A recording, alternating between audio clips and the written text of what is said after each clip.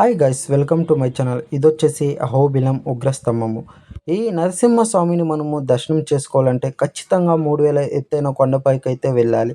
అలాగే నల్లమల్ల అడవి మధ్యలో అయితే మనం ప్రయాణం చేయాలి. ఇక్కడ చాలా ఉగ్రంతో నరసింహస్వామి కొండరాయిని బద్దలు కొట్టుకొని అయితే స్వామివారు బయటకైతే వచ్చారు. చూడండి ఎలా ఉందో.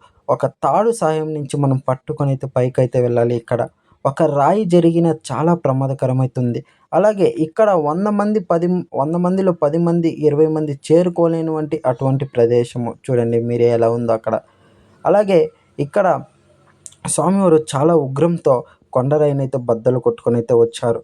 మనకి ఛానల్ ఖచ్చితంగా మీరు సబ్స్క్రైబ్ చేసుంటే పార్ట్ 1, పార్ట్ 2, పార్ట్ 3 అని షార్ట్స్ అయితే రాబోతుంది. నాతో పాటు మీరు చూసి దేవుడి దర్శనం అయితే తీసుకోండి.